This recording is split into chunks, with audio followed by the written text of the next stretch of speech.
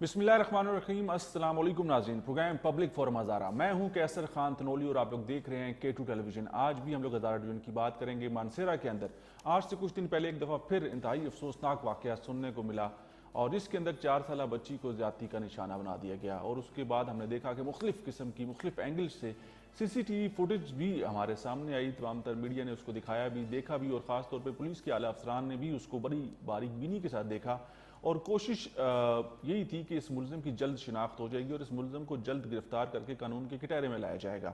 लेकिन ऐसा हुआ कि एक दफ़ा फिर पुलिस से पहले ही मुलज़िम के भाई और जो मुबैना तौर पर उस फुटेज के अंदर नज़र आने वाला शख्स था, उसके भाई ने अपने भाई को पुलिस के एक आला अफसर के सामने पेश कर दिया और ये मौक़िफ़ इख्तियार किया कि इस फुटेज में, इस CCTV फुटेज में नज़र आने वाला शख्स जो है, ये किसी भी तौर पर जो है वो मेरा भाई नहीं है और वो अपनी गिरफ्तारी पेश करता है। लेकिन असल मुलज़िम कौन है, असल वो दरिंदा कौन है, इसकी अभी तक भी जो है वजाहत नहीं हो सकी। आज इस मसले के ऊपर बात करेंगे। हमारी कोशिश रहेगी कि हम लोग पुलिस के आला अफसरान से भी बात करें और ख़ास तौर पर हज़ारा डिवीजन के अंदर डिस्ट्रिक्ट हरीपुर, एबटाबाद, मानसेरा, बटग्राम, कोहिस्तान, तोरगर, लोअर कोहिस्तान, अपर कोहिस्तान, जहाँ जहाँ पर भी जुल्म और ज़्यादती और ख़ास तौर पर हम लोग कानूनी कमज़ोरियाँ देखते हैं, इस सवाल से ज़रूर बात करेंगे। ओवरऑल कि इस वक्त हज़ारा डिवीजन के अंदर जराइम की क्या शरह है और किस रफ्तार के साथ ऐसे केसेस रिपोर्ट होना शुरू हो गए हैं, ये एक हमारा टॉपिक रहेगा। इसके साथ साथ हम लोग बात करेंगे 2005 की। 2005 में एक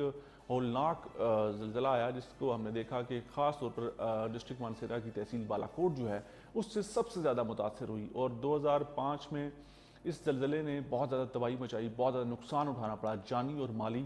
और उसके बाद 2006 में ये तय पाया कि जो बालाकोट है, बालाकोट का वो जो एरिया जहाँ पर जिसको डेंजर जोन करार दे दिया गया और कहा गया कि यहाँ पर कोई भी पक्की तामीरात नहीं हो सकती और यहाँ के लोगों को किसी और जगह मुंतकिल करना होगा। फिर ये तय पाया 2006 में वहाँ से जो लोग थे जो बच गए उनको किसी और जगह मुंतकिल किया और न्यू बकरियाल सिटी जो है बनाने की बात हुई और कहा गया कि न्यू बालाकोट सिटी हम लोग बनाएंगे और इसकी जो मुद्दत दी गई थी वो 2012 तक की थी कि 2011 के एंड तक जो है इन तमाम तर लोगों को वहाँ पर मुंतकिल कर दिया जाएगा और वहाँ पर इनके लिए एक नया शहर आबाद होगा। उस वक्त तक वो आर्जी जो शेल्टर्स हैं उनको वहाँ पर मुंतकिल किया गया, लेकिन तकरीबन 15 साल गुजरने के बावजूद भी वो मसला आज भी जूं का तूं है और जो आर्जी शेल्टर्स बना के दिए गए थे अब वो भी रहने के काबिल नहीं रहे। आज हमारा दूसरा टॉपिक ये होगा। लेकिन सबसे पहले हम लोग बात करेंगे सबसे पहले जिसका मैंने जिक्र किया कि एक और अफसोसनाक वाक़या सुनने में आया कि 4 साल बच्ची के साथ जो है ज़्यादती का वाक़या पेश आया। CCTV फुटेज मौजूद है, तमाम तर शायद बज़ाहिर तो ये लगता है कि जल्दी मुलज़िम तक पहुंचा जाएगा, लेकिन अभी जिसकी गिरफ्तारी हुई है, जिसने गिरफ्तारी पेश की है, उसका ये कहना है कि ये किसी भी तौर पर मैं नहीं हूँ और उसके भाई और फैमिली मेम्बर्स ने कहा है कि अगर किसी भी तौर पर हमारे भाई या हमारे रिश्तेदार का ये जुर्म साबित होता है तो हम लोग इसकी बिल्कुल भी पैरवी नहीं करेंगे। लेकिन अभी तक की जो इतलात हैं वो यही हैं कि वो शख्स इस जुर्म को मानने को तैयार नहीं है। सबसे पहले हमारे कॉरेस्पॉन्डेंट मानसेरा से सदीक औरंगजेब की एक रिपोर्ट है, वो देखते हैं, उसके बाद मजीद बात करेंगे।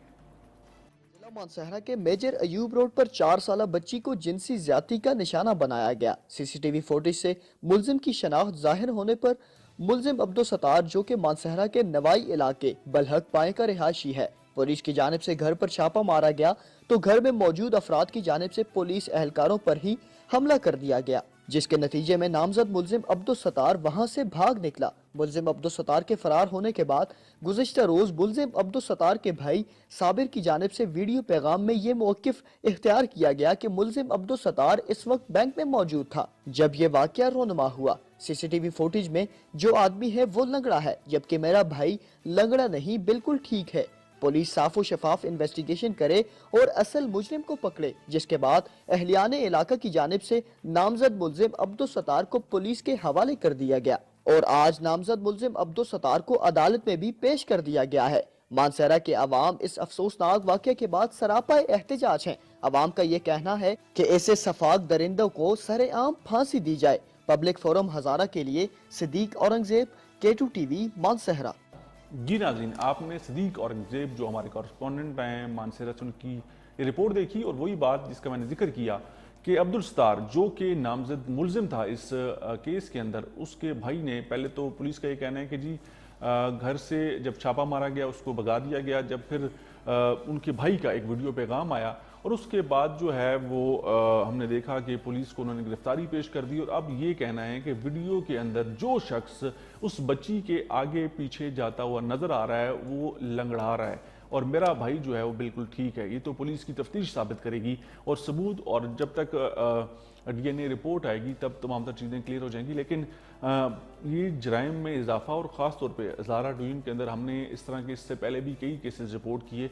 ये क्या हो रहा है, हमारा मुआशरा, हमारे लोग किस तरफ जा रहे हैं और ये कसूर किसका है, इसके ऊपर बात करेंगे। हमारे साथ स्टूडियो में मौजूद हैं डॉक्टर राजा काशिफ जंजुआ, आप सीनियर दर्जाकार हैं, आपको वेलकम कहेंगे प्रोग्राम के अंदर।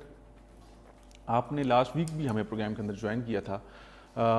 इस तरह के वाक़यात आपने भी देखे, आप खुद भी कई चीज़ों के ऊपर बड़ी गहरी नज़र रखते हैं, आपके सामने भी इस तरह के वाक़यात आए होंगे इससे पहले भी। कसूर किसका है, कौन कसूरवार है इस सारी सूरत हाल के अंदर? कानून नाफिज करने वाले इदारे, वालिदैन, या हमारे ये जालिम दरिंदा सिर्फ जो लोग हैं? सबसे पहली चीज़ तो ये कि बुनियादी अगर हम बात करें कि बुनियादी फ़र्ज़ किसका आता है, एक माशरा जो है वो इस्लामी माशरे में और ऐसे माशरे में जहाँ हम सब अक्सरियत मुसलमानों की है और उन मुसलमानों के मोहल्ले में ऐसी चीज़ हो, तो इसका सबसे पहला सबक हमें ये मिलता है कि हम दीन से भी बिल्कुल दूर हैं। आप मोहल्लों की बात कर रहे हैं, स्कूल मदरसों के अंदर भी ऐसे वाक़यात हुए? बिल्कुल हर जगह हो रहे हैं। तो ये चीज़ है कि हमारा ईमान नहीं है, इससे तो ये बात साबित हुई। दूसरी एक और चीज़ ये कि ऐसे केसेस बहुत ज़्यादा होते थे। अखबारात में आमतौर पे जो अंदरूनी शहर की ख़बरें होती थी या छोटी, वहाँ होते थे ये ख़बरें रिपोर्ट हुए या उन पे बात। फिर ये हुआ कि जब ये ज़ैनब केस या इस तरह केस आने लगे तो ये अंदरूनी सफ़ों से निचली छोटी सी एक कॉलमी ख़बरों से ये बैक पेज पे आ गए, फ्रंट पेज की ख़बरों पे आ गए, सुर्खियाँ बन गईं। यानी कि इस चीज़ ने, ये मसला था मौजूद, इस मसले ने बच्चों के साथ ज़्यादती के मसले ने अहमियत इख्तियार उसके बाद की। और देखें, अहमियत इख्तियार की, इससे पहले बहुत सारे केसेस रिपोर्ट नहीं होते थे। अब मीडिया के आने से पहले प्रिंट मीडिया, अब इलेक्ट्रॉनिक मीडिया, फिर सोशल मीडिया, तो ये चीज़ें अवेयरनेस के लिए भी तो बहुत ज़्यादा कैंपेन चलाई जाती है ना। मुख्तलिफ NGOs, मुख्तलिफ जो हमारे कानून नाफिज करने वाले इदारे हैं वो भी रैलीज़ भी निकालते हैं, वॉक्स होती हैं, सेमिनार्स होते हैं कि कैसे आपने आगाही फराहम करनी है अपने लोगों को। तो उसके बावजूद ये सिलसिला कम ना हुआ, ये बढ़ता जा रहा है। ये तो केस, ये बच्चे के ज़्यादती का इस तरह से हम देख रहे हैं, अगर आपके भी इल्म में होगा, ये कोई 2-4 माह पहले की बात है। एबटाबाद के सिटी थाना की हदूद में, शहर की हदूद में एक केस इसी तरह हुआ। बच्चे की उसने वीडियो भी बनाई नाज़िबा, और वो ज़्यादती केस था। वो रिपोर्ट 377 जो या 377 के तहत जो हुआ, उसके अंदर सारी चीज़ें हुई, सारे मामलात आ गए और एंड में जो है बाहर ही बाहर सुलह हुई। अब उसमें किसने कितने पैसे लिए, क्या मामलात हुए, लेकिन बात जब जा जाती है ऐसे केसेस में रियासत खुद मुद्दई हो जाती है। तो आखिर क्या वजह है कि ऐसे केसेस में देखें फिर बरादरियाँ इन्वॉल्व हो जाती हैं, फिर माशरती समाजी जो प्रेशर डेवलप होता है उस फैमिली पे कि सुलह नहीं करोगे तो मसाइल हैं, करनी उसके पास हल कोई नहीं बचता। ऐसे बेशुमार केस हो रहे हैं। वो आपकी बात बिल्कुल दुरुस्त है कि मीडिया के आने से भी बहुत सी ऐसे केसेस रिपोर्ट किए। एबटाबाद, मानसेरा, बटग्राम, कोई डिस्ट्रिक्ट हज़ारा डिवीज़न का ऐसा नहीं जहाँ पर ये वाक़यात इससे पहले नहीं हुए। लेकिन फिर वही बात है, वही सवाल है कि कसूर किसका है, ये जिम्मेदारी किसकी है, कौन इस तरह के मामलात को कम कर पाएगा, कौन इस तरह के मामलात को ख़त्म कर पाएगा? आपसे मैं जवाब चाहूँगा, लेकिन हमारे कॉरेस्पॉन्डेंट सदीक औरंगज़ेब इस वक्त हमारे साथ टेलीफोन लाइन पर मौजूद हैं। अस्सलाम वालेकुम सदीक, आपको आवाज़ आ रही है? अस्सलाम वालेकुम। जी वालेकुम अस्सलाम, बहुत शुक्रिया। सदीक, क्या सूरत हाल है इस वक्त, और ख़ास तौर पर जिस जगह पर यह वाक़या पेश आया है? मैंने इससे पहले भी हमने कहा कि मुख्तलिफ अज़ला के अंदर, मुख्तलिफ टाइम के अंदर हमने इस तरह की चीज़ें रिपोर्ट की, लेकिन ये इस तरह के वाक़यात रुक नहीं पा रहे। पुलिस का क्या मौक़िफ़ है, उस अहले मोहल्ला क्या कहते हैं इस सारी सूरत हाल पर? ये कैसे तलोई साहब, आपको बखूबी इल्म होगा कि इससे पहले भी ऐसे कई वाक़यात रोनमा हो चुके हैं। कारी शमसुद्दीन का वाक़या देख ले, इसके अलावा मंसरा में कई और केसेस इस तरह हुए हैं। कुछ केसेस रिपोर्ट हुए हैं, कुछ केसेस जो है वो रिपोर्ट नहीं हुए। और ये जो केस हुआ है जिला मंसरा के मेजर अयूब रोड पर, जो है वो 4 साल बच्ची को जिनसी जाति का निशाना बनाया गया है। جس کے بعد وہاں جو اہل علاقہ تھے انہوں نے بچی کو اٹھا کے کنگ عبداللہ ٹیچنگ ہسپتال لایا، تو وہاں سے پھر یہ نیوز بریک ہوئی کہ بچی کو جنسی زیادتی کا نشانہ بنا دیا گیا ہے۔ پھر پولیس وہاں پہ پہنچی اور وہاں CCTV فوٹیج وہاں سے جب پولیس کو موصول ہوئی تو وہاں سے ملزم کی شناخت ظاہر ہوئی ہے کہ ملزم کا نام جو ہے وہ عبدالستار ہے، جو کہ مانسہرہ کے نوائی گاؤں بلحق پائیں کا رہائشی ہے۔ تو پولیس کی جانب سے جب وہاں عبدالستار کے گھر پر چھاپا مارا گیا تو وہاں ان کے جو جو علاقہ تھے، وہاں جو گھر کے افراد جو موجود تھے، تو ان کی جانب سے پولیس کے اہلکاروں پر حملہ کر دیا گیا، جس میں کچھ جو پولیس اہلکار تھے وہ بھی زخمی ہوئے، اور اس کے بعد جو اسی صورت میں جو ہے وہ ملزم جو عبدالستار تھا وہ وہاں سے بھاگ نکلا تھا، جس کے بعد ہمارے ذرائع کے مطابق وہ ہری پور میں موجود تھا۔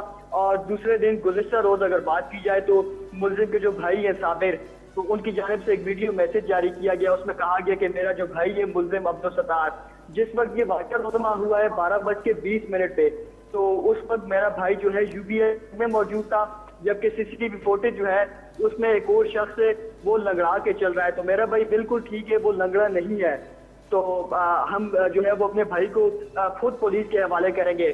پھر جو ہے وہ جو سابق صوبائی وزیر ہے شادی خان، ان کی قیادت میں اور اہل علاقہ نے مل کے جو ہے وہ عبدالستار کو پولیس تھانہ صدر میں پولیس کے آپ حوالے کیا کہہ رہے ہیں؟ سابق صوبائی وزیر شادی خان پاکستان پیپلز پارٹی سے جن کا تعلق تھا، ان کی قیادت میں انہوں نے پیش کیا ہے؟ جی بالکل، ان کی قیادت میں اور اہل علاقہ ان کے رشتہ داروں سمیت وہاں پہ تھانہ صدر میں انہوں نے پولیس کے حوالے کیا ہے، اور ان کا یہ موقف تھا کہ پولیس جو ہے وہ صاف و شفاف انکوائری کرے، ہمارا بھائی بالکل بے گناہ ہے، اگر اس جرم میں وہ پایا گیا تو ہم اس کی کچھ پناہی نہیں کریں گے، پولیس صاف و شفاف انکوائری کرے اور اصل جو ہے وہ مجرم کو پکڑے۔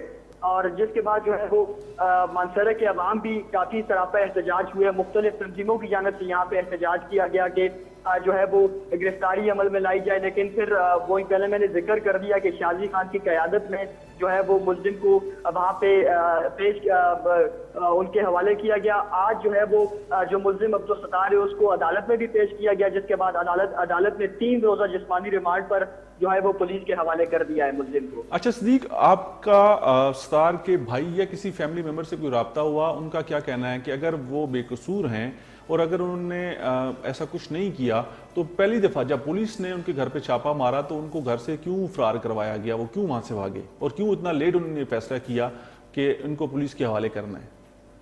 اچھا کیسر صاحب، یہاں پہ یہ کیس یہاں سے ہی نیا رخ اختیار کرتا ہے۔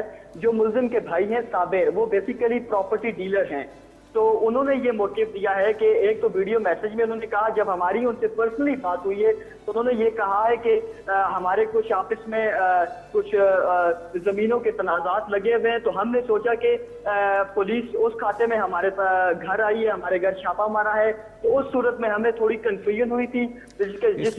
اس میں تو کنفیوژن والی بات ہی کوئی نہیں، یہ تو پوری دنیا میں اس وقت سارے معاملات واضح تھے، اور ان کا بھائی اگر نہیں بھی تھا تو وہ فوٹیج سب کے سامنے تھی، اس سے شناخت بڑی واضح تھی۔ جی بالکل کیسر صاحب، جب ہماری ان سے یہی بات، انہوں نے کہا کہ ہم نے فوٹیج بعد میں دیکھی ہے، لیکن فوٹیج میں بھی آپ دیکھ سکتے ہیں کہ بندہ جو ہے وہ لنگڑا کے چل رہا ہے، تو میرا بھائی بالکل ٹھیک ہے، لنگڑا نہیں ہے۔ اور جس ٹائم کی وہ فوٹیج ہے 12:20 کی، اس ٹائم کی فوٹیج آپ UBL بینک میں جا کے دیکھ سکتے ہیں، میرا بھائی اس وقت UBL بینک میں موجود تھا۔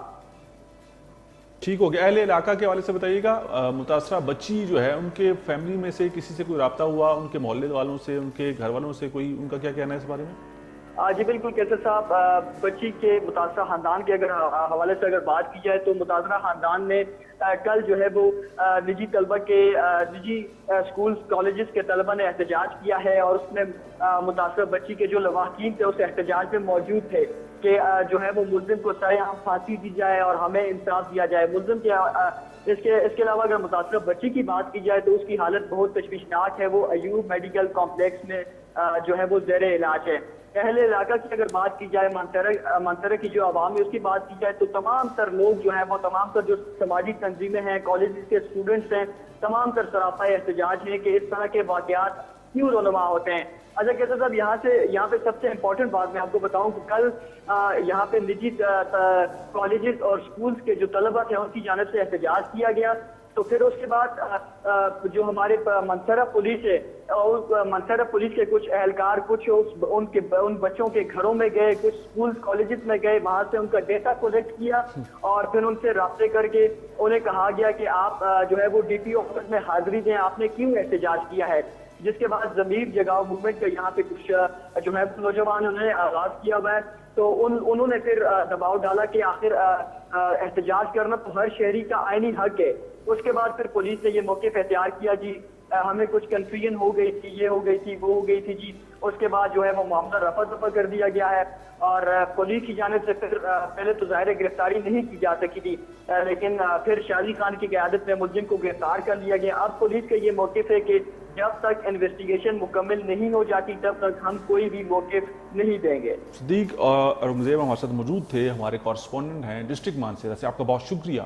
اور ناظرین، آپ نے ساری صورتحال دیکھی اور یہ وہ اصل اس وقت کی ساری کاشفی صورتحال ہے اور ابھی تک پوزیشن واضح نہیں ہے. ملزم عبدالستار کے بھائی نے ایک ویڈیو پیغام جاری کیا، اس کے بعد اس نے ایک سیاسی اگر ہم لوگ کہہ لیں کہ شیلٹر کے ذریعے انہوں نے اپنے بھائی کو پولیس کو پیش کیا اور ابھی پولیس آگے تفتیش کرے گی کیا وہ ملزم ہیں یا نہیں ہیں، لیکن تفتیش کے دوران یہ ساری چیزیں کلیئر ہو جائیں گی.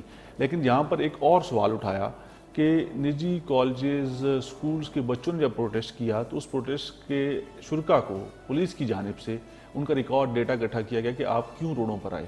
احتجاج کرنا تو آئینی حق ہے. دیکھیں ایسے معاملات میں اگر ایک بچے کے ساتھ زیادتی ہوئی پھر ریاست کہاں کھڑی ہے، یہ ایک سوال آ جاتا ہے کہ ایک تو آپ کے دیکھیں ریاست کا جو تصور ہے وہ بنیادی طور پہ ہم روسو کا جو سوشل کانٹیکٹ کہتے ہیں اس میں بنیاد اگر دو لفظوں میں کہیں کہ سب انسان ایک جگہ جمع ہوئے اور انہوں نے ایک شخص کو اپنے حقوق دے دیے کہ حقوق اور فرائض کے درمیان کہ ساری اس کے بعد پاور چلی گئی، اسٹیٹ یہاں سے بنی. تو ریاست میں جب ہم نے اس کو حقوق دیے تو ہمارے فرائض بھی ہیں اور حقوق بھی ہیں کچھ. ہم نے ان کو پاورز دی کہ وہ پولیس کا محکمہ ریاست رن کرتی ہے، سب کچھ کرتی ہے. تو اصولاً اگر یہ پولیس نے یہ کیا ہے تو حقیقتاً اس چیز کے بالکل کارروائی ہونی چاہیے. اور ڈی آئی جی ہزارہ کی تو میں اب بات ہی نہیں کرتا. اس کی ریزن یہ ہے کہ ڈی آئی جی جس کو بھی آپ لگائیں آپ کا جب دل چاہتا ہے اس کو اکھاڑ دیتے ہیں، وہاں سے بدل دیتے ہیں. تو آئی جی کو آپ دیکھ لیں، آئی جی صاحب کو اس کا نوٹس لینا چاہیے اگر ان کو لگتا ہے کہ ہزارہ خیبر کا حصہ ہے. کیونکہ دیکھیں یہاں بڑے سے بڑا واقعہ ہو جاتا ہے. یہ آپ تو مجھ سے زیادہ ہزارے کے حوالے سے بہت عرصے سے کام کر رہے ہیں، مجھے 1.5-2 برس ہوئے ہوں گے جو میں یہاں کرنٹ افیئر چیزیں دیکھ رہا ہوں. تو یہاں تو مجھے صرف بے حسی کے علاوہ کچھ نظر نہیں آتا. وزیر اعلیٰ صاحب کو کوئی انٹرسٹ نہیں ہوتا. گھر والے مطالبہ کر رہے ہیں کہ سخت سے سخت سزا دی جائے. دیکھیں ایسے ملزمان کو الٹا لٹکا دیا جائے. ہر گھر سے صدا اٹھتی ہے ایسے واقعے کے بعد، لیکن ہم نے دیکھا نہیں کہ کسی کو الٹا لٹکایا گیا ہو. سر دیکھیں ایک ہوتا ہے آپ ایموشنل، تو میں بھی آپ کے سامنے بیٹھ کے بڑی اعلیٰ بات کر دوں کہ سر عام پھانسی کر دو، لیکن طالبان کی غاروں والی سوچ اگر ہم لے کے جائیں تو ہم تو آگے بڑھ نہیں سکتے. اسمبلی میں بھی اور کیبنٹ میں بھی چیزیں ڈسکس ہوئی ہیں. بالکل ہوئی ہیں. تو دیکھیں ہم یہ نہیں کر سکتے کہ انسان کی لاش کی بے حرمتی کریں، کھلے عام اس کو لٹکائیں. لیکن یہ ایک بات طے شدہ ہے کہ ہمارا دیکھیں قانون مضبوط ہونا چاہیے. سب سے پہلے قانون ہو. زینب الرٹ بل جب آیا اس کے بعد آپ یہ دیکھیں وہ وفاقی اسمبلی نے قومی اسمبلی نے پیش کیا، وہاں منظور ہوا ہے. کم از کم 10 سال سزا اور پورا پروسیس آپ نے کیا. اب 18ویں ترمیم کے بعد اصول یہ کہتا ہے کہ آپ نے صوبوں نے بھی پاس کرنا ہے. کے پی حکومت نے ابھی تک نہیں کیا. سندھ کے بارے میں نے سنا ہے، مجھے کنفرم نہیں ہے، لیکن باقی صوبوں نے کیا کیا یہ سوال ہے. تو ایک تو بل آئے، پھر اس کے بعد آپ دیکھیں ہم نے پچھلے پروگرام میں بھی بات یہی کی تھی کہ اگر آپ نے فریال کا کیس حل کر دیا ہوتا تو آج ہزارے میں مانسہرہ کی بچی اس طرح درندگی کا شکار نہیں ہوتی. سر دل کانپ جاتا ہے، روح تڑپ اٹھتی ہے جب ایسے واقعات ہم سنتے ہیں، جب ہمارے علم میں آتے ہیں. اور قانون سے زیادہ طاقتور کوئی چیز نہیں ہے اگر اس کا استعمال کیا جائے. اور کمزور کے لیے اب جیسے ایک صاحب کو پکڑا کہتے ہیں نہیں ہے ہمارا کیس یا نہیں ہے، تو دیکھیں اس کی جو بیسک رائٹس ہیں ہم وہ سلب نہیں کر سکتے. قصوروار کون ہے مجھے بتائیں نا، ہم لوگ کس نتیجے پہ پہنچیں گے؟ اصل قصوروار کون ہے اور کیسے ہم لوگ اس طرح کے واقعات کو جو ہے وہ روک سکتے ہیں، کم کر سکتے ہیں؟ دیکھیں قانون جب تک لوگوں کو یہ نظر نہیں آئے گا کہ قانون کے اوپر عمل ہو رہا ہے دیکھیں ایک مجرم اس وقت جرم نہیں کرتا جب اس کو یہ پتا ہوتا ہے کہ میں قانون کے شکنجے میں آؤں گا اور مجھے پھانسی میں چڑھ جاؤں گا، تو وہ پھر ذرا احتیاط کرتا ہے. لیکن ہمارے یہاں سب کو پتا ہے کہ لوگ قتل کر کے سر عام پھر رہے ہوتے ہیں، لوگوں کے لیے کوئی چیز کوئی اہمیت نہیں رکھتی. طاقتور کے لیے وہ جو کہتے ہیں نا کہ قانون وہ مکڑی کا جالا ہے جس میں سے طاقتور جس میں سے نکل جاتا ہے وہ کمزور پھنس جاتا ہے. اب ایسے کئی کیسز ہو چکے ہیں اور اب تو ہمیں یہ کہتے ہوئے بھی افسوس ہوتا ہے کہ کوئی عمل درآمد نہیں ہے. صوبائی حکومتوں نے قانون پیش نہیں کیے ہوئے، قانون پاس نہیں کیے ہوئے، اور معذرت کے ساتھ آپ کے ہاں پولیس جس طرح سے ہے، پولیس کا پورا سسٹم آپ کو ریویمپ کرنا پڑے گا. اور یہ نہیں ہے کہ آپ کو پڑھے لکھے لوگ لانے ہوں گے، سائیکولوجسٹ آپ کو لانے ہوں گے، آپ کو جدید طریقے.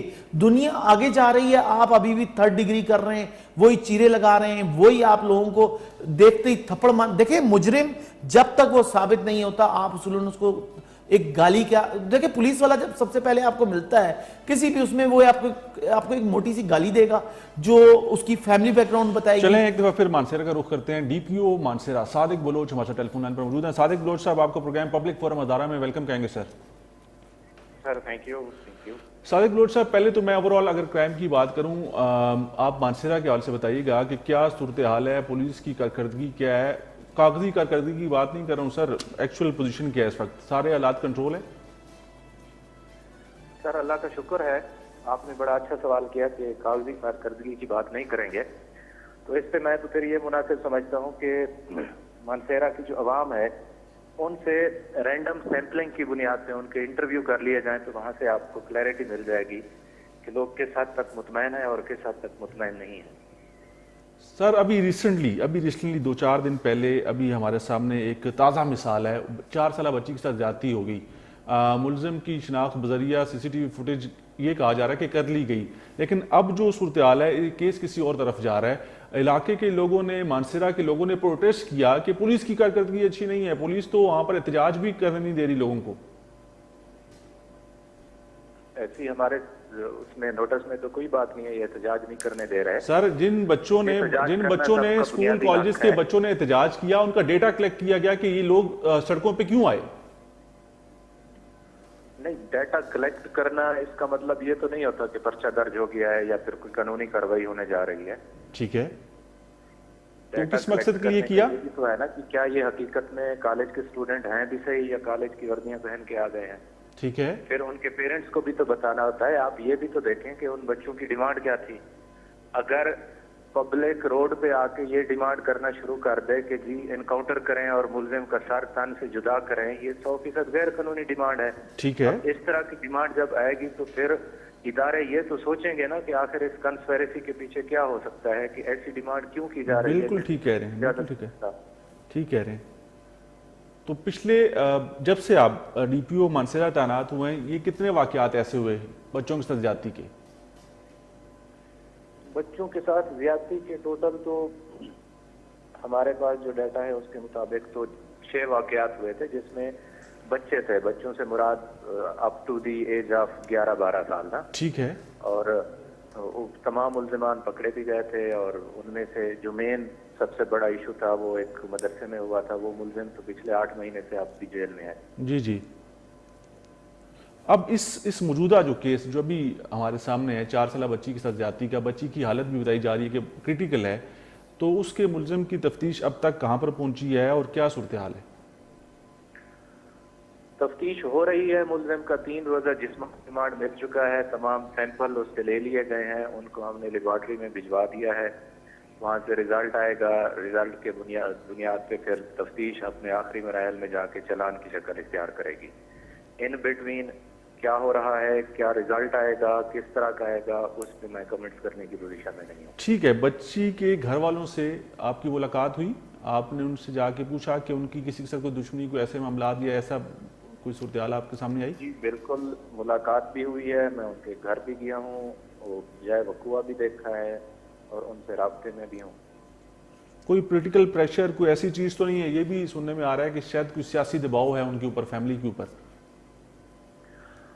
سر سننے سنانے کی باتوں پہ تو میں 100% یقین نہیں کرتا، لیکن ایز اے ڈی پی او میں پورے دعوے سے کہتا ہوں کہ کوئی پولیٹیکل پریشر نہیں ہے، اس کیس میں بھی نہیں ہے اور اوور آل بھی کوئی نہیں ہے۔ اللہ کا شکر ہے 10 مہینے ہو گئے ہیں، کسی بھی ایشو کے اوپر کوئی پولیٹیکل مداخلت بھی نہیں ہے اور پریشر بھی نہیں ہے۔ نامزد ملزم جو ہے عبدالستار، اس کو جب ان کے بھائی صابر نے پیش کیا تو اس وقت ان کے ساتھ کوئی سیاسی لوگ بھی موجود تھے؟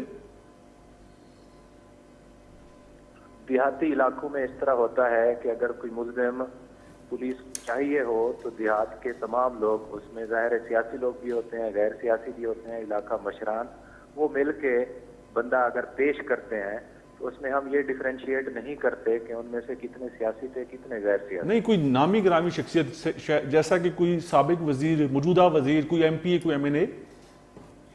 نہیں جی، ایسا کوئی بندہ نہیں ہے۔ کوئی ایسا سیاسی بندہ نہیں تھا، کوئی سابق وزیر ہو، کوئی ایم این اے ہو، ایم پی ہو؟ نہیں، بالکل بھی نہیں تھا۔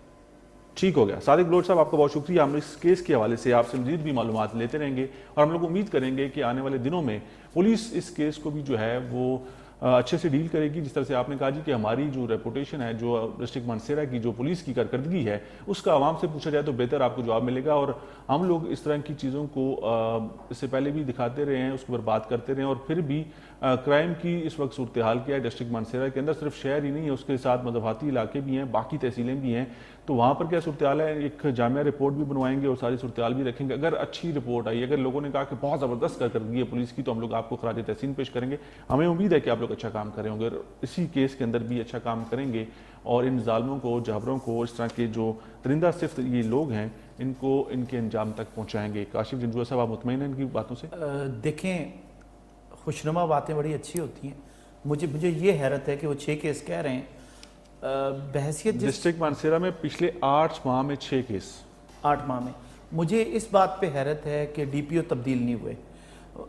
دیکھیں، کوئی ایم این اے آیا، کوئی آیا، دیکھیں پھر وہی بات آیا تھی، ایبٹ بچاؤ جیسی تحریکیں چل رہی ہیں، پھر آپ ہزارہ بچاؤ تحریکیں چلائیں، پھر آپ کتنی تحریکیں چلائیں گے؟ یہ میرا کوشچن کرنے کا مقصد پتہ کیا تھا کہ کوئی ایم این اے، کوئی ایم پی اے، کوئی سیاسی لوگوں کا ساتھ آنا جو ہوتا ہے نا، وہ پھر کسی نہ کسی سٹیج پہ جا کے یا کسی نہ کسی جگہ پر دوسری پارٹی جو کمپلیننٹ ہوتی ہے، جو مدعی ہوتی ہے، اس کے ساتھ کوشش کر رہی ہوتی ہے کہ وہ بیچ میں پڑھ کے اس معاملے کا کوئی قانون سے ہٹ کے کوئی حل نکال لیا جائے، کوئی صلح صفائی کر لی جائے۔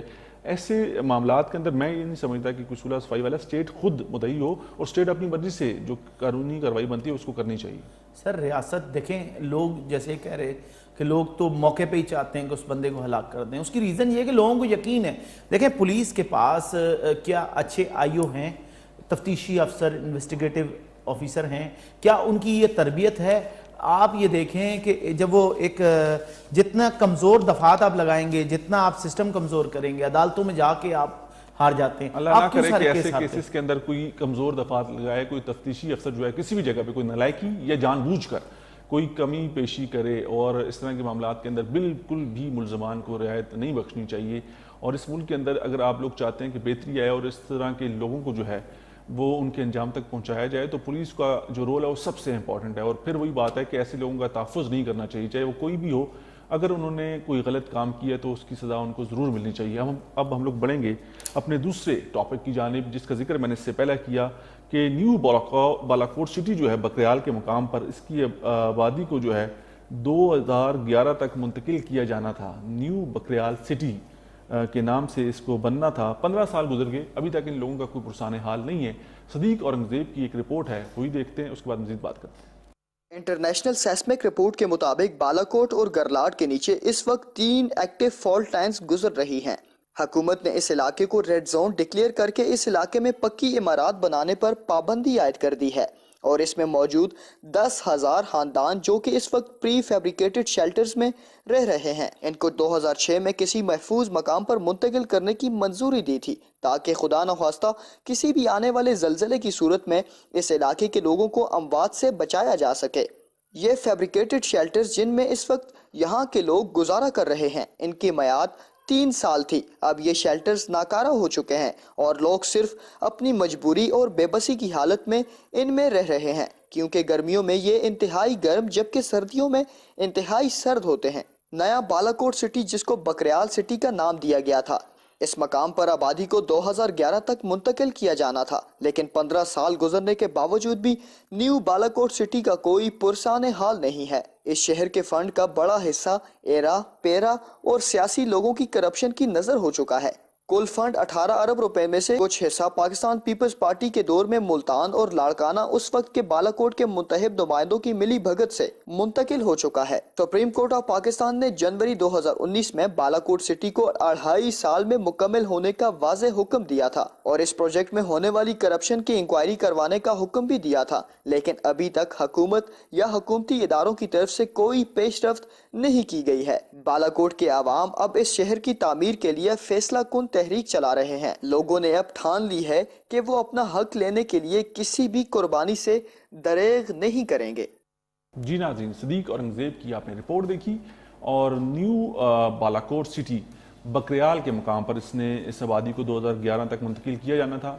तकरीबन 2005 में ज़लज़ला आया और 6 साल का ये अरसा जो था इसके अंदर इस न्यू बालाकोट सिटी को जो है आबाद करना था, लेकिन ऐसा ना हो सका। 15 साल गुजर गए। 15 साल गुजरने के बावजूद भी आज भी वो लोग जो हैं बालाकोट के, उनका कोई पुरसाने हाल नहीं है। 15 साल के बाद भी उनको नहीं पता कि उन्होंने अब क्या करना है और कैसे अपनी जो है वो ज़िंदगी आगे वो गुजारनी है। तकरीबन 18 अरब रुपए का फ़ंड आया था इस न्यू बालाकोट सिटी के लिए और न्यू बालाकोट सिटी बकरियाल के मकाम पर इसको अच्छे से आबाद करना था, क्योंकि वहाँ के बालाकोट के लोगों को वहाँ से उस वक्त इसलिए मुंतकिल किया गया कि ये डेंजर जोन है, ये रेड जोन है, यहाँ पर रहना जो है वो किसी भी वक्त जो है ख़तरे से खाली नहीं है, तो इसलिए आपको यहाँ से जाना होगा और हुकूमत जो है आपकी सरपरस्ती करेगी। हुकूमत जो है वो आपको एक नया शहर आबाद करके देगी और आप अपनी ज़िंदगी जो है वो अच्छे से गुजार सकेंगे। लेकिन बदकिस्मती के साथ ऐसा ना हो सका और 2019 में हमने देखा कि फिर एक दफ़ा उस वक्त के चीफ़ जस्टिस जो हैं, उस वक्त के जो चीफ़ जस्टिस हैं साकिब निसार साहब, उन्होंने भी बालाकोट का जो है वो दौरा किया और ये चीज़ सामने आई कि 2019 तक बालाकोट सिटी को जो है 2.5 साल के अंदर मुकम्मल करने का उन्होंने हुक्म जारी किया। फिर करप्शन की बात हुई कि इस न्यू बालाकोट सिटी जो बकरियाल के मुकाम पर बननी थी, इसके अंदर करप्शन के भी मामलात हैं और मुख्तलिफ इदारों के नाम आए और फिर ये भी आया कि यहाँ का फ़ंड जो है उसको किसी और जगह मुंतकिल कर दिया गया और ये वैसे नहीं हो सकता जब तक वहाँ की सियासी मकामी जो क़यादत है वो इसमें इन्वॉल्व ना हो। अब हम लोग रुख करेंगे सैयद जुल्फ़िकार अली शाह, जो कि मुतासिरीन न्यू बालाकोट सिटी बकरियाल हैं, हमारे टेलीफोन लाइन पे मौजूद हैं, उनसे बात करते हैं। सैयद जुल्फ़िकार अली शाह साहब, आपको प्रोग्राम पब्लिक फोरम हज़ारा में खुश आमदीद कहेंगे।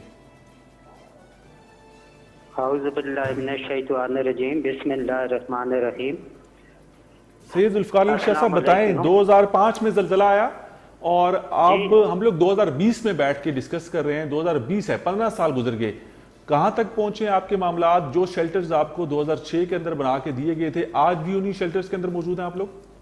जी बिल्कुल, हम उन्हीं बसीदा शेल्टर्स में मौजूद हैं और सर हमारा मौक़िफ़ सुप्रीम कोर्ट पाकिस्तान की सबसे बड़ी अदालत तस्लीम कर चुकी है।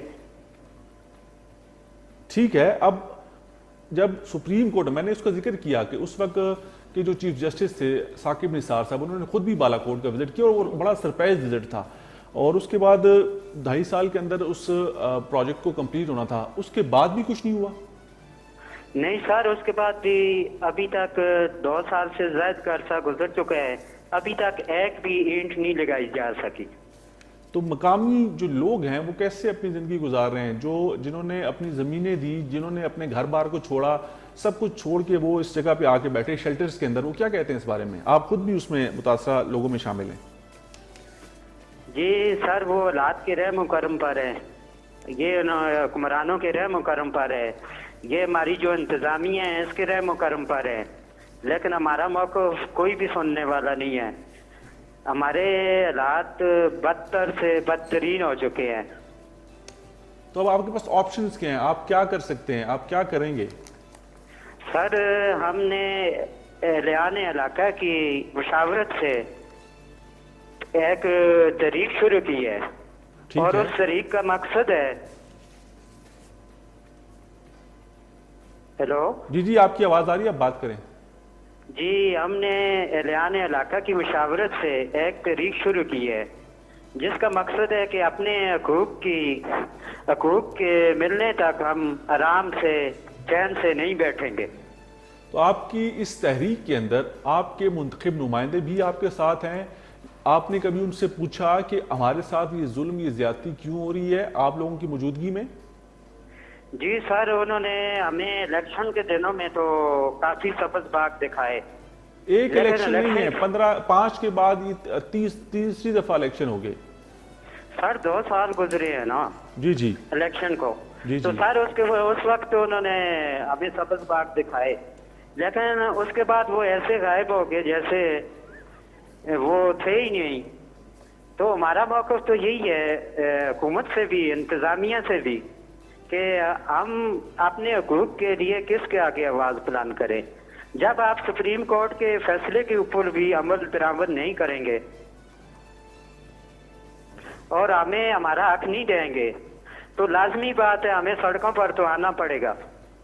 تو اس وقت کتنے لوگ کتنے گھرانے آباد ہیں ان شیلٹرز کے اندر؟ کوئی آپ کے پاس تعداد ہے ان کی؟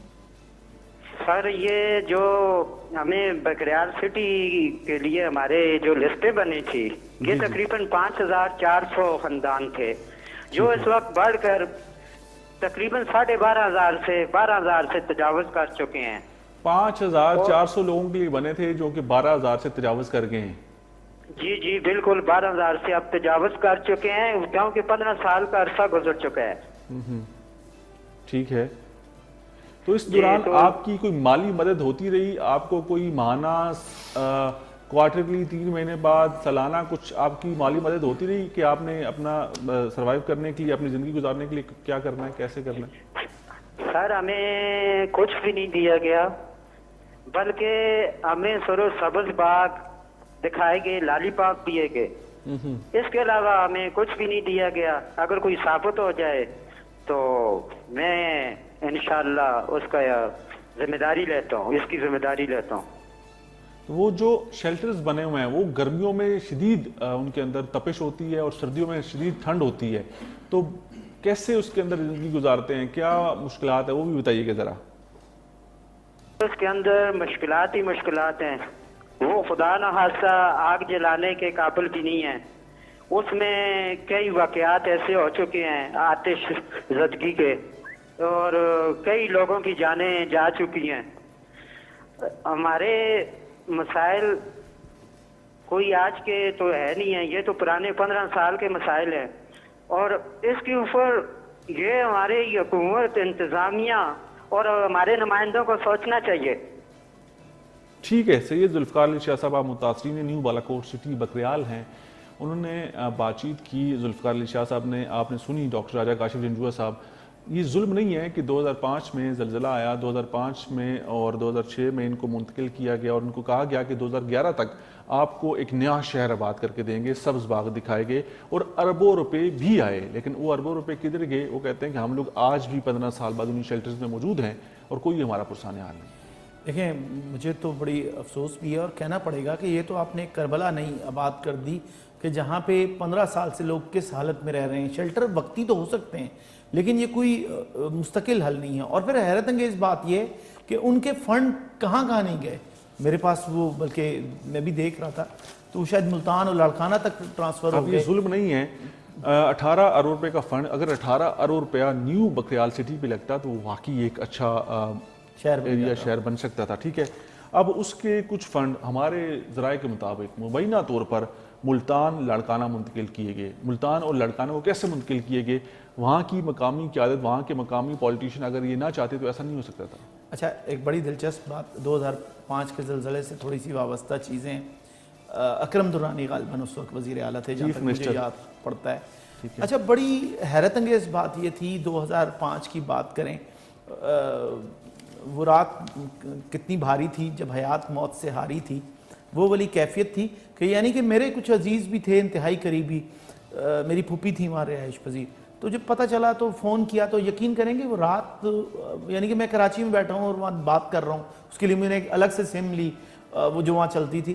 وہ پتہ لگا سڑک پہ روڈ کے باہر بیٹھے ہیں اور ان کے چارجر بھی موبائل جس حالت میں تھے. मुझे बड़ी हैरत है, कई लोग उनके अजीज इंतकाल भी कर गए, मेरे पप्पा के भाई दुनिया से गए, मैंने तो बड़ा क्लोज देखा। और हैरत अंगेज़ बात ये थी कि हम सिंध में बैठे ये देख रहे थे कराची में कि कितना लोग पूरे मुल्क से काम कर रहे थे। और आपके इल्म में बल्कि होगा यकीनन कि वज़ीर आला सिंध ने भी उस ज़माने में 5 करोड़ रुपए दे दिए थे। लेकिन क्या आप जानते हैं कि उस वक्त भी वज़ीर आला जो थे, खैबर नहीं था, सरहद नाम था, सरहद के जो वज़ीर आला थे उन्होंने कोई इमदाद करना मुनासिब नहीं समझा था, उन्होंने विजिट करना तक मुनासिब नहीं समझा था। हज़ारा उस वक्त भी पुरसाने हाल बात करेंगे प्रोग्राम में। नाज़रीन, वक्त हो जाता है एक ब्रेक का, ब्रेक लेंगे, वापस आएंगे। आप लोग देख रहे हैं प्रोग्राम पब्लिक फोरम हज़ारा। ब्रेक से वापस आते हैं।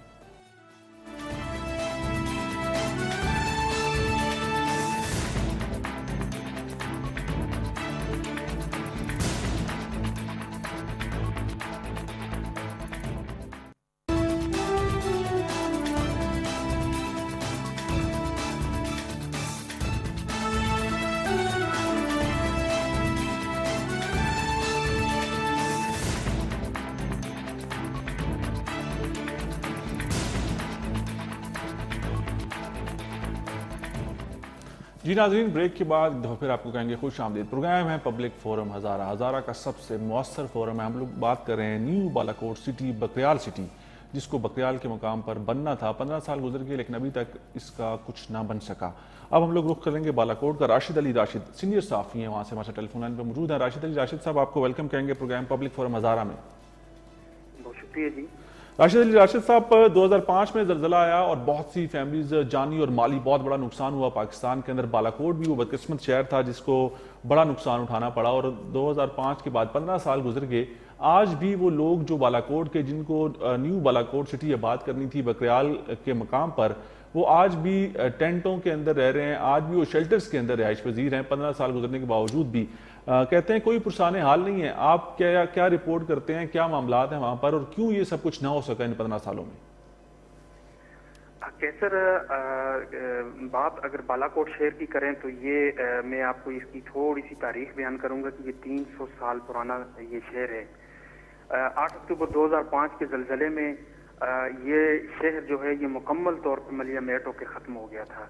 जो लोग बच गए थे वो या तो अपने जख्मियों को समेटने में लगे हुए थे या फिर जो बाकी उसके बाद लोग थे वो अपनी फैमिली को सपोर्ट करने में लगे हुए थे। इसी दौरान में जो एक अदारा कायम किया गया था, बल्कि ये मैं आपको बताऊं कि ये 29 जनवरी 2007 को 29 जनवरी 2006 को ये बालाकोट को रेड जोन डिक्लेयर किया गया और इसको खतरनाक करार दिया गया था। तो 21 मई 2007 को उस वक्त जनरल परवेज मुशर्रफ साहब ने न्यू बालाकोट सिटी का संग बुनियाद रखा था।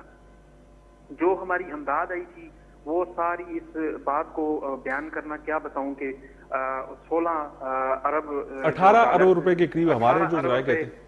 जी 18 अरब रुपए इसके लिए मुख्ताज किए गए थे और जो पहला फेज था उसमें 12 अरब रुपए जारी किए गए थे। अब इस शहर को 3 साल के अंदर मुकम्मल होना था। 3 साल जो है, 3 साल के बाद मजीद 3 साल, 15 साल गुजर गए। आज 15 साल गुजर गए हैं कि वो जहाँ पे मंसूबे का आगाज हुआ था वो वहीं पे है। सिर्फ कागजी सतह पे इसका जो काम हुआ है बस वो हुआ है। लेकिन आज से कोई 5 या 7 साल पहले जब उस वक्त एरा के चेयरमैन थे तो उनसे जब बात की गई तो उन्होंने उस वक्त दावा किया गया था कि इसका 90% जो है वो काम मुकम्मल हो गया है। लेकिन ये सिर्फ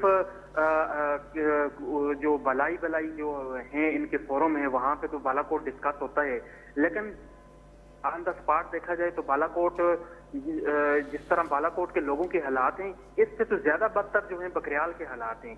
बकरियाल में अभी तक वहाँ पे जो अराजी है उसका कब्जा नहीं छुड़ाया गया।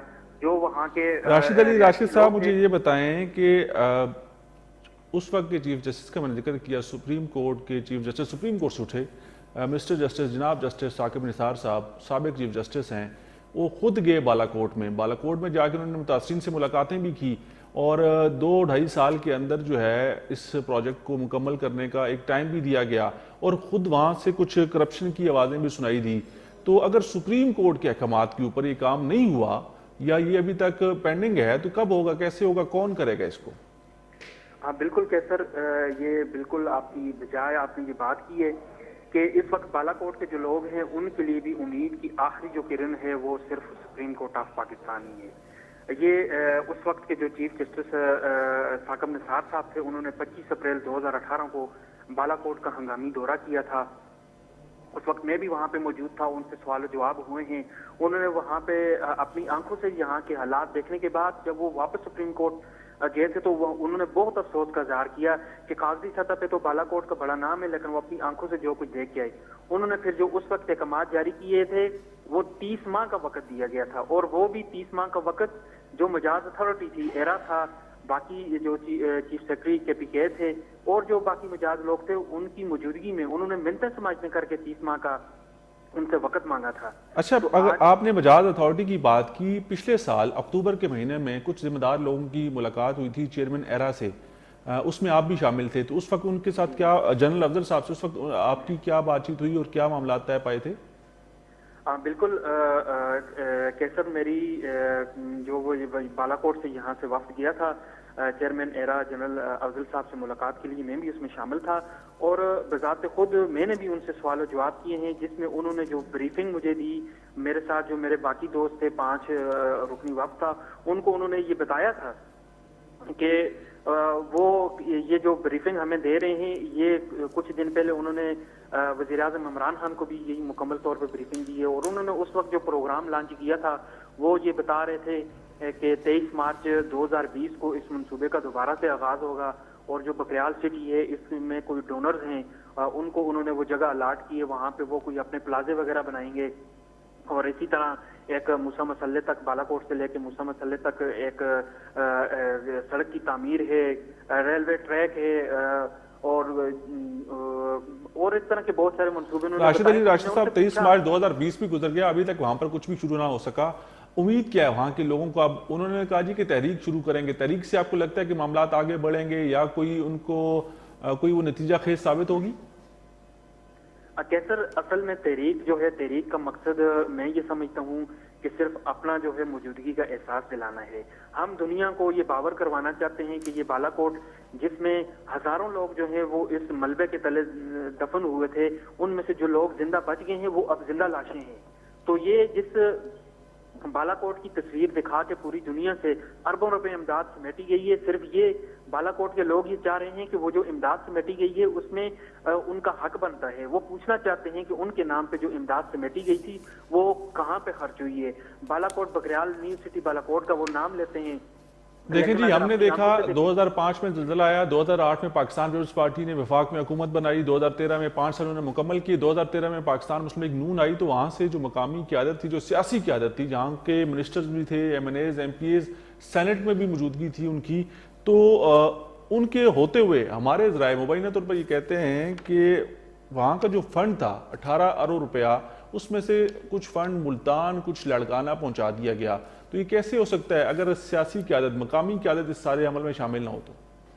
بالکل کیسر، میں آپ کی بات سے اتفاق کرتا ہوں۔ اصل مقصد یہی ہوتا ہے کہ عوام جن لوگوں کو منتخب کرتے ہیں یہ ان پہ ذمہ داری ڈالتے ہیں۔ اب ہر بات کی پرسو جو ہے وہ عوام تو نہیں کر سکتی۔ اگر یہ اسمبلی میں بیٹھے ہوئے ہیں، سینٹ میں بیٹھے ہوئے ہیں، اقتدار میں بیٹھے ہوئے ہیں، تو یہ ان کا کام بنتا تھا۔ یہ دیکھیں، میری اطلاع کے مطابق آپ نے یہ درست فرمایا کہ جو فنڈ ملتان منتقل ہوا، اس کے بعد اکرم خان دورانی صاحب نے اپنے علاقے میں منتقل کر دی، اور جو رہی صحیح کسر تھی وہ زرداری صاحب کی حکومت میں انہوں نے اٹھا کے وہ بے نظیر انکم سپورٹ پروگرام میں اس رقم کو منتقل کر دیا۔ اب وہ جب یہ سپریم کورٹ میں ان لوگوں کو بلایا گیا تھا تو انہوں نے وہاں پہ رو کے یہ بتایا کہ ہمارے پاس پیسے نہیں ہیں، تو 1 ارب روپے ہنگامی بنیادوں پہ چیف جسٹس آف پاکستان نے یہ بتایا تھا کہ ایرا کو 1 ارب روپیہ دیا جائے، اور کہ پی کے گورنمنٹ نے کہا تھا کہ 1 ارب روپے ہم دیں گے، تو یہ 2 ارب روپے جو ان کو دینا تھا اس میں انہوں نے یہ 30 ماہ کے اندر یہ کام جو ہے مکمل کرنا تھا۔ ابھی تک نہ اس جو اب یہ جو کبھی وفاق سے 1 ارب کی بھیک مانگتے ہیں، کبھی کے پی کے سے 1 ارب کی بھیک مانگتے ہیں، تو پہلا سوال تو ان سے یہی کیا ہے، ہمارا بھی ہے، ہمارے لوگ۔ راشد علی راشد صاحب، آپ کا بہت شکریہ، آپ سینئر صحافی ہیں، آپ کا تعلق ڈسٹرکٹ مانسہرہ کی تحصیل بالاکوٹ سے، آپ بہتر اس سارے معاملات کو جانتے ہیں، آپ نے ذمہ دار افسران سے، ذمہ دار اداروں کے سربراہان سے ملاقات بھی کی، اور یہ بات سننے میں آ رہی ہے کہ یہ جو فنڈز تھے ان کو جو آگے تھے، جو اس نیو بالاکوٹ سٹی بکریال کے مقام پر جس نے خرچ ہونا تھا، وہ اس وقت میں نے 2 ادوار آپ کو گنائے کہ 8 سے 13 تک پاکستان پیپلز پارٹی کی حکومت تھی، 13 سے 18 تک مسلم لیگ نون کی گورنمنٹ آ گئی، اور وہاں کے مقامی لوگ جو ہیں وہ اسمبلیوں میں بھی تھے، وہ منسٹرز بھی تھے، سینٹ میں بھی ان کی موجودگی تھی، تو وہ پیسے نہیں لگے، وہ پیسے کسی اور جگہ منتقل ہو گئے۔ اچھا میں نے اگر سننے میں غلطی نہ کی تو یہ اکرم درانی کے حوالے سے کہہ رہے ہیں کہ وہ بھی فنڈ لے گئے۔ جی آپ یہ دیکھیں کہ سندھ کا وزیر اعلیٰ آ کے 5 کروڑ دے رہا ہے کہ بھائی یہ پیسے لو، اور یہاں کا خیبر کا یا اس وقت کا سرحد کا وزیر اعلیٰ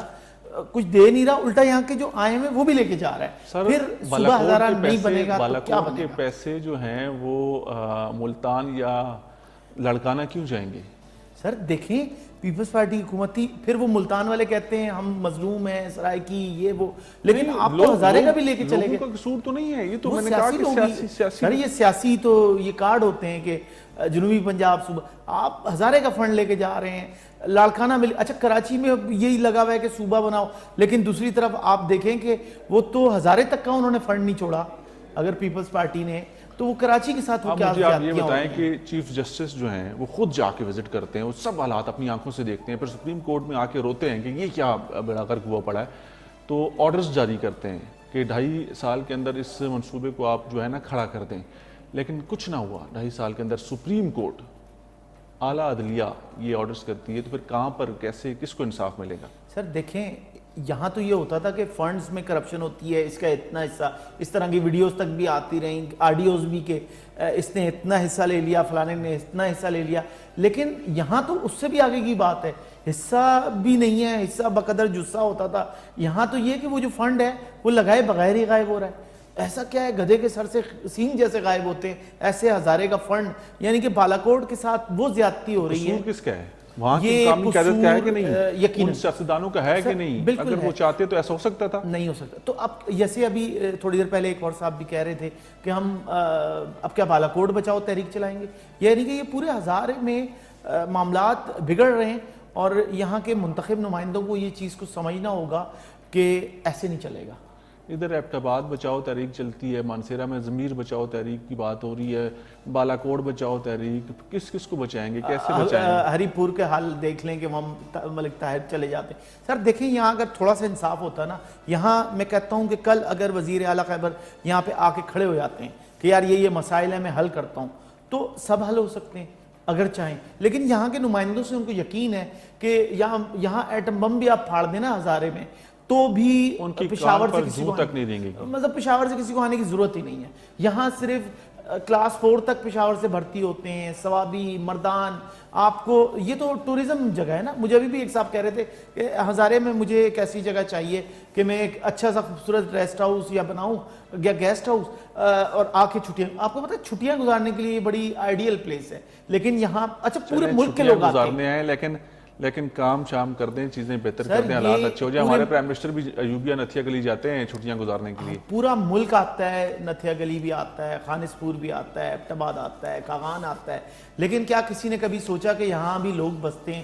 ڈاکٹر راجہ کاشف جنجوعہ صاحب، سر آپ کا بہت شکریہ پروگرام میں آئے پبلک فورم ہزارہ میں۔ ناظرین آپ کا بہت شکریہ، آپ نے پروگرام دیکھا۔ آج ہم نے ہزارہ ڈویژن کے حوالے سے 2 ٹاپکس کو ڈسکس کیا۔ ایک جو تھا، اس سے پہلے مجھے اس طرح کی ٹاپک ڈسکس کرتے وقت بڑا مسئلہ ہوتا ہے، بڑی پریشانی ہوتی ہے کہ ایک دفعہ پھر ہم نے 4 سالہ بچی کے ساتھ زیادتی کا کیس ڈسکس کیا۔ مانسیرہ کے اندر یہ واقعہ پیش آیا، ملزمان کی تلاش جاری ہے، ایک ملزم نے خود گرفتاری دی ہے، اب یہ کیس تفتیش کے مراحل میں ہے، پتہ چلے گا آگے چل کے کہ کون ملزم ہے اور کس کو کیا سزا ملتی ہے۔ جبکہ ڈی پی او صادق بلوچ صاحب نے یہ فرمایا ہے کہ مانسیرہ کے اندر پچھلے 8 ماہ کے اندر 6 ایسے زیادتی کے بچوں کے ساتھ زیادتی کے واقعات پیش آئے ہیں، اور تمام تر ملزمان کو گرفتار کر لیا گیا، قانون کے مطابق ان کو سزا دلوائی گئی ہے، اور اسی طرح اس کیس کے اندر بھی آپ کو نظر آئے گا۔ دوسرا مسئلہ ہم نے اٹھایا نیو بالاکوٹ سٹی، جس کو بکریال کے مقام پر سن 2005 میں زلزلے کے بعد منتقل ہونا تھا، اور وہ آج 15 سال گزرنے کے باوجود بھی وہ لوگ بے یار و مددگار پڑے ہیں، ان کا آسرا کوئی نہیں، ان کو کوئی پرسان حال نہیں ہے۔ آج بھی وہ سپریم کورٹ کے احکامات کی موجودگی میں بھی انصاف کے منتظر ہیں۔ انشاءاللہ نیکسٹ ویک آپ سے دوبارہ ملاقات ہوگی۔ اپنے میزبان قیصر تنولی کو اجازت دیجیے گا۔ اللہ حافظ۔ پاکستان زندہ باد۔